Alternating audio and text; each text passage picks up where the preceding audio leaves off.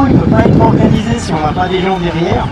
Donc il y a une équipe pour les experts du slalom. Donc le responsable de poste, c'est M. Giuseppe Mento et M. Thierry Fontenot. Les remplaçants, c'est Naina. Ensuite, donc, ils sont sous la direction de M. Jean-Luc Robiani. Ensuite, le chef d'exploitation, le chef expert pour les experts freinage de précision, c'est la seule femme. Et vraiment, il faut du courage quand même pour tenir ce poste. C'est madame ou mademoiselle Nathalie Collant. Donc elle, avec les experts de freinage, ce sont messieurs Fabio Pedrazzi et Antonio Correra. Ils ont deux remplaçants, qui est David Eby et Christian Baya. Ensuite, dans la dernière partie, donc les experts en marche arrière de précision, vous avez donc c'est M. Boujard Maxeri qui est le responsable. Il y a deux experts qui sont là pour faire les validations ou les erreurs de chaque chauffeur. Donc c'est M. Manuel Lopez, M. Yves Moret, et les remplaçants c'est M. David Eby et Ishman Ramon. Je remercie ces messieurs parce que ça fait des semaines qu'ils préparent. Dans le staff de préparation, il y a également Céline Cresson qui se trouve par là autour. Il y a Christophe Moni, il y a Baskim Smadji et Anouk Misré. Et la personne qui couvre l'événement avec mon collaborateur Flavio, c'est Ralph Vesper qui est là pour les photos sur le stand. Si vous avez des questions à poser aux experts, ne bougez pas, les remplaçants, ils ont les gilets rouges qui sont au fond, tout au fond là-bas. Je vous rappelle également que dans la manœuvre de précision en marche arrière, ils ne peuvent pas utiliser la caméra. La caméra, elle a été scotchée pour être sûr que ces messieurs ils soient le plus concentrés possible dans leur travail.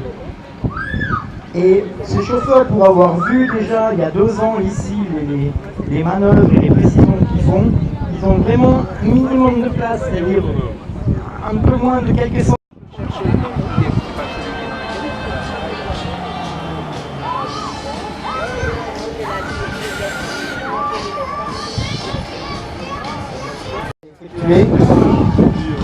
Donc Julien nous dit qu'il est marié, qu'il est papa d'une petite Joséphine qui va avoir 2 ans. Il est passionné du sport en général, il pratique surtout le badminton depuis 20 ans, c'est la forme en compétition. Il a besoin de se dépenser, il aime se dépenser, tout seul ou entre amis. Il est également pompier volontaire depuis 14 ans. Ça va faire plus d'1 année qu'il travaille au PM, et là vous pouvez voir la maîtrise et la concentration qu'ils font un chauffeur quand on fait une marche arrière de précision comme vous pouvez constater à l'heure actuelle. Donc merci beaucoup Julien, il s'est écrit aux d'or parce qu'il adore les challenges. Pour lui c'est une occasion parfaite pour mettre en pratique ses compétences et se mesurer à ses collègues dans un contexte sortant de son quotidien. Il aime conduire, mais il aime aussi ce qui est technique et surtout faire des manœuvres. Merci beaucoup Julien pour ton travail, pour ta persévérance et puis pour ton sens sportif. Merci beaucoup aussi à tous les autres chauffeurs.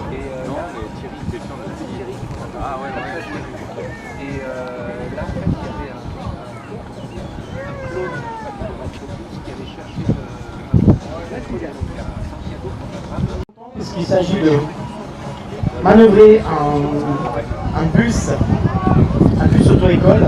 Ce sont les bus qui sont utilisés ici par lesquels pour former leurs futurs chauffeurs. Donc c'est un busman. Là il est le bus numéro 123. Je vous rappelle qu'il a sur chaque côté des poteaux une fois qu'ils ont fait leur boulot. Donc là on est avec Reto. Reto lui la meilleure préparation c'est de faire la ligne avec Reto qui est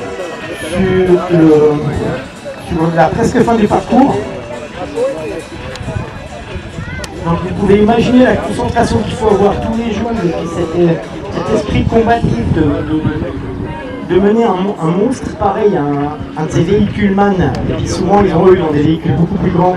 Donc on peut imaginer le stress que ça peut être un véhicule beaucoup plus grand dans une ville comme Lausanne.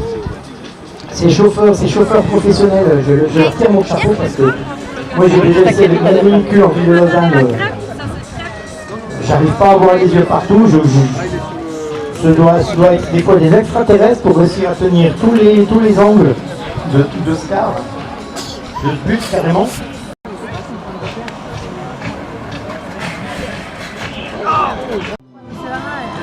Au slalom, on peut le rendre comme c'est pas évident. Nos amis les conducteurs, ils ont toujours ce côté merci beaucoup, ils ont toujours ce côté agréable, ils ont toujours ce côté côté humain, c'est pas le humain en eux, ça. Messieurs, pas pour messieurs, respect, parce que là, vous êtes vraiment. Vous allez voir la dextérité du chauffeur, elle a tout son sens. Quand vous savez qu'ils sont. Aux journalistes tous les jours, mais qui font aussi des manifestations, des expositions. Dans les manifs les plus connus pour l'ETL, il y a entre autres le Paléo. Il y a aussi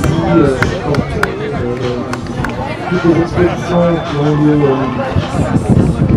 au centre-ville, des matchs de hockey, etc.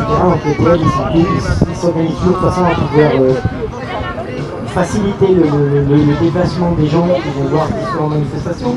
Il y a aussi quand ils sont avec des grandes expositions. On a un 10 minutes sur scène pour faire un concert. Par exemple, ce côté charnel, ce côté brillant. Voilà, Jonathan qui arrive.